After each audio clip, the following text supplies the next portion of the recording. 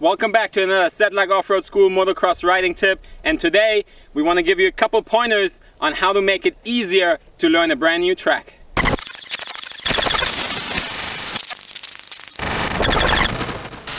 So if you've been riding motocross for a while, especially at your home track, you get to the point where you want to venture out and find somewhere else to ride.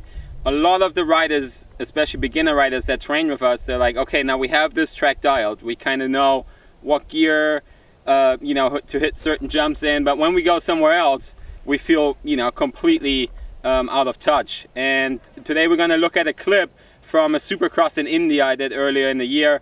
We're going to look at the very first lap I did on that track and give you a couple pointers in what to look for and what to aim for when you get to a new track and how to really dial it in quickly. So we're looking at this practice lap from the Badora Supercross I did earlier this year in India.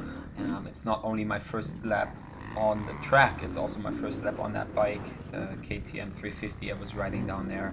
So everything was pretty new. You can see it's quite dark. It was practice day and the lights weren't operating 100%. So first lap, from my experience, I know that these tighter tracks, Supercross style tracks, I ride most of it in second gear. So first lap, put the bike in second gear right away. And earlier in the day I had a chance to walk the track, size up some of the jumps, see the run-ups, see the landings, see the layout of the berms, and get an idea of how hard or soft the dirt is. It's really important, especially when you're riding a new track. You want to make sure you check the takeoffs of the jumps, so you're not getting surprised by a soft or ruddy takeoff. And then from there, from sizing it up earlier, I had a pretty good idea of how much speed I need for these doubles. So that's a really important part. Use your experience from other tracks and relay that to a new track that you're just getting to. And then from there, as you can see in this lap, I took it easy on the triple and the big finish line tabletop, just because the bigger jumps I wanted to make sure I get a good idea of what the bike's doing, and I'm not rushing into it and making too big of a mistake. Here you can see now the triple, I'm jumping on top of it, back into the whoops, so I'm starting to pick up some pace. And then from there, it's really easy to just kind of build up some speed and build up some confidence, because I have all the jumps out of the way. I know, not just from walking but riding a lap, I really know what's coming, and from here on it's just gonna get easier.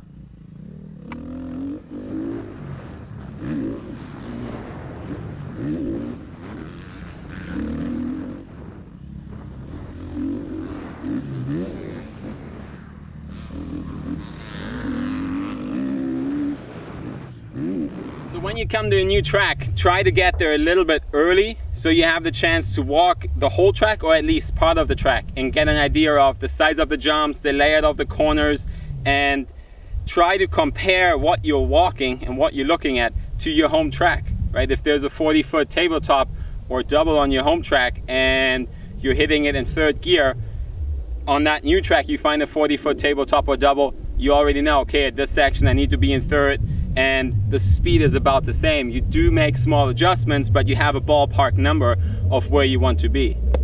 Second point, and that's really important, is make sure you do not get hung up on little things. So if you have a track that has a minute 30 lap time, and you kind of have 90% of the jumps dialed, you're kind of finding your flow, but there's one double jump, one triple, one tabletop that gives you a hard time, don't spend the entire lap thinking about that specific jump and stiffen up, get nervous.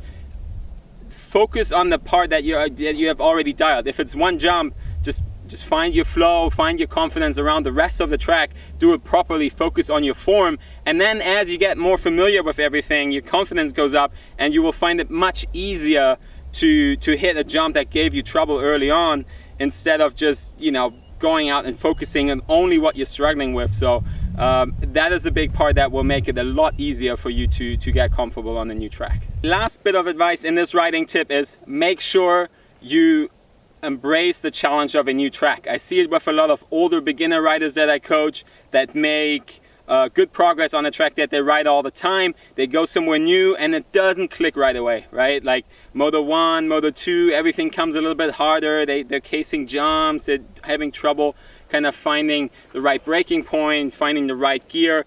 What you want to make sure of is to embrace the challenge of a new track. Like, make sure you focus on the parts of the track that suit your style, that come easier to you, and then one by one tackle the challenges in different sections. As I said in tip 2, focus on the parts that are good, the rest will come a lot easier. So break the track down in like 3, maybe 4 different sections and tackle one by one, instead of trying to do the whole thing at once and just, you know, overwhelming yourself and having a really hard time. This is it for this week's Sedlak Offroad School motocross riding tip. Every Wednesday we're gonna drop a new tip, so if you like these videos, please like and subscribe, and we'll see you next week.